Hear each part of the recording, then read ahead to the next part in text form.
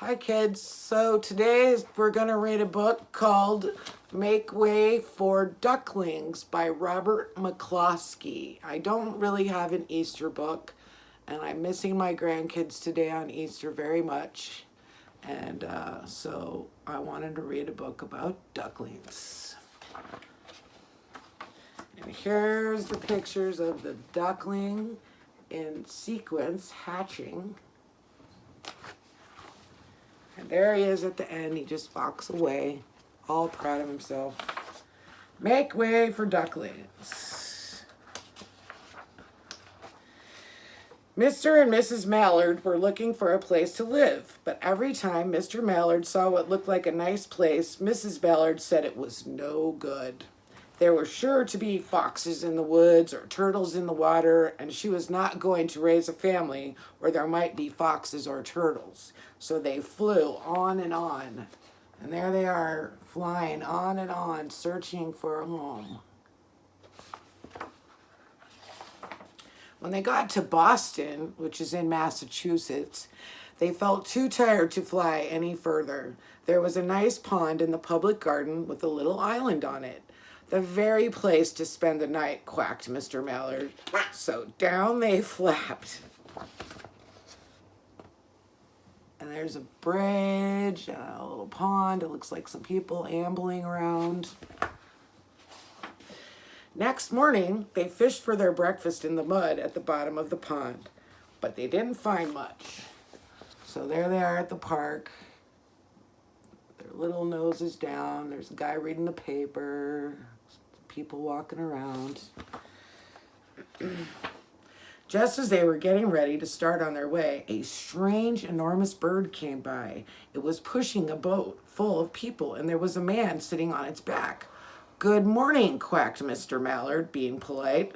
The big bird was too proud to answer, but the people on the boat threw peanuts into the water, so the Mallards followed them all around the pond and got another breakfast better than the first. There they are. See, that's the bird they saw. It's a swan, but they don't know it's not a real swan. "I like this place," said Mrs. Mallard as they climbed out on the bank and waddled along. "Why don't we build a nest and raise our ducklings right in this pond? There are no foxes and no turtles, and the people feed us peanuts. What could be better?" "Good," said Mr. Mallard, delighted that at last Mrs. Mallard had found a place that suited her. But, I wonder what the but is. There's some kids riding their bikes. They're having a little chat. "Look out," squawked Mrs. Mallard all of a dither. "You'll get run over." And when she got her breath, she added, "This is no place for babies with all these horrid things rushing about. We'll have to look for somewhere else." Yeah, look at that guy on his bike. He is going by so fast. So they flew over Beacon Hill and around the State House, but there was no place there. Beacon Hill and the State House. I suppose if you lived in Boston, you would know what that was. They looked in Louisburg Square, but there was no water to swim in. That's Louisburg Square. Then they flew over the Charles River. "This is better," quacked Mr. Mallard. "That island looks like a nice quiet place, and it's only a little way from the public garden." "Yes," said Mrs. Mallard, remembering the peanuts. "That looks like just the right place to hatch ducklings." And here's the Charles River with the bridge going across it.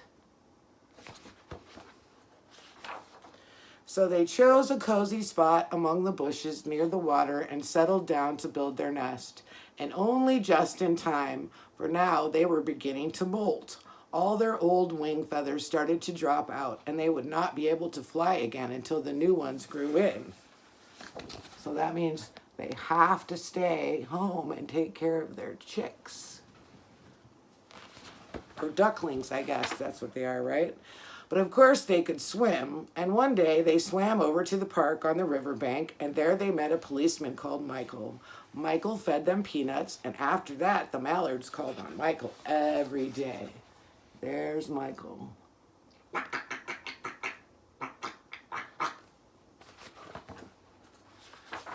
think there's a duck in here.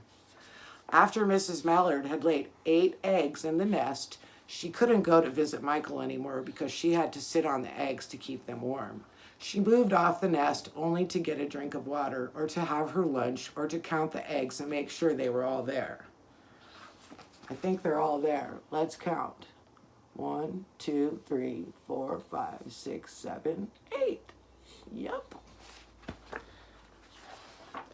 One day, the ducklings hatched out.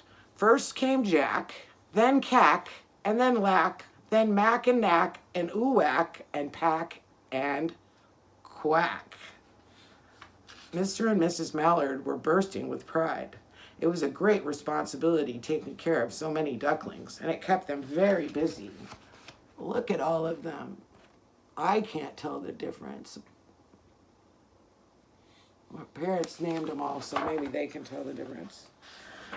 One day, Mr. Mallard decided he'd like to take a trip to see what the rest of the river was like further on, so off he set. I'll meet you in a week in the public garden, he quacked over his shoulder. Take good care of the ducklings.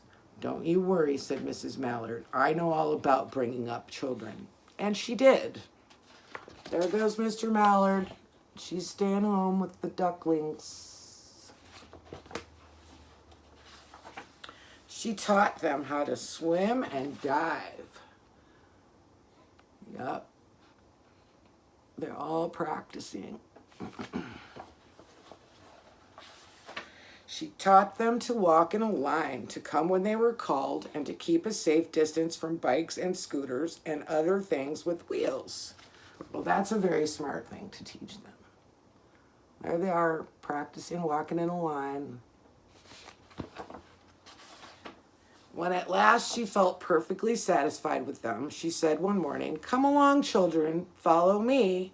And before you could wink an eyelash, Jack, Cack, Lack, Mack, Knack, Oowack, Pack, and Quack fell into line just as they had been taught. Mrs. Mallard led the way into the water, and they swam behind her to the opposite bank. They're being so good. There they waded ashore and waddled along until they came to the highway. Oh no! Look at all those cars they have to walk by. Mrs. Mallard stepped out to cross the road. Honk, honk went the horns on the speeding cars. Quack went Mrs. Mallard as she tumbled back again. Quack, quack, quack, quack went Jack, Cack, Lack, Mack, Knack, Oowack, Pack, and Quack. Just as loud as their little quackers could quack. The cars kept speeding by and honking, and Mrs. Mallard and the ducklings kept right on quack, quack, quacking.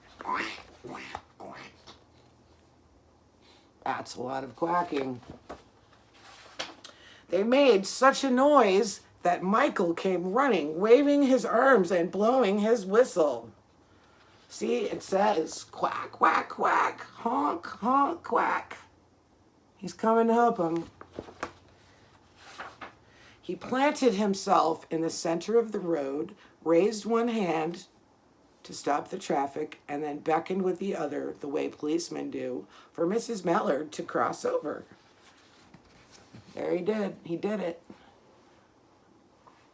And she's going along in a line. As soon as Mrs. Mallard and the ducklings were safe on the other side and on their way down Mount Vernon Street, Michael rushed back to his police booth. There he goes, running back to his job. He called Clancy at headquarters and said, "There's a family of ducks walking down the street." Clancy said, "Family of what?" "Ducks," yelled Michael. "Send a police car, quick." There he is, calling him up. Meanwhile, Mrs. Mallard had reached the corner bookshop and turned into Charles Street with Jack, Cack, Lack, Mack, Knack, Oowack, Pack, and Quack all marching in line behind her. There they are. They're all being good still. walking past the bookshop.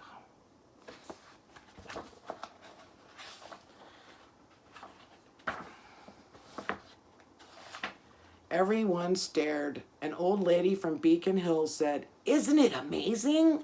And the man who swept the street said, "Well, now, ain't that nice?" And when Mrs. Mallard heard them, she was so proud she tipped her nose in the air and walked along with an extra swing in her waddle. She's pretty proud.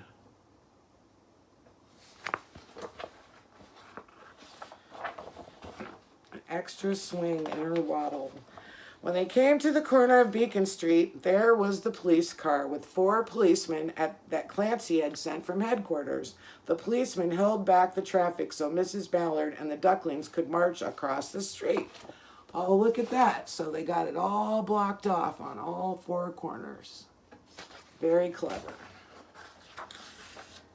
Right on into the public garden. There they go, all in a line, right to the entrance of the public garden. Inside the gate, they all turned around to say thank you to the policeman. The policeman smiled and waved goodbye. Bye-bye, Ducklings. Bye, Mrs. Mallard. When they reached the pond and swam across to the little island, there was Mr. Mallard waiting for them, just as he had promised. There he is, checking things out. Got ready for him, waiting there. The Ducklings liked the new island so much that they decided to live there. All day long, they'd follow the swan boats and eat peanuts. I didn't know ducks like peanuts so much. Oh. And when night falls, they swim to their little island and go to sleep. Look very peaceful there. So that's the end of Make Way for Ducklings. And I just want to say happy Easter to all my grandkids, Sawyer, Adelaide, Waylon, Stella, and Luca. And I want to say hi to Josie and Justin, Hazel, and Raina, and Bodie, and Isaiah, and Harlow. Also Clayton. And I want to say hi to my mom. And hi, Zoe. I love you. I hope your day gets better. Happy Easter, everyone. Bye. Nighty-night.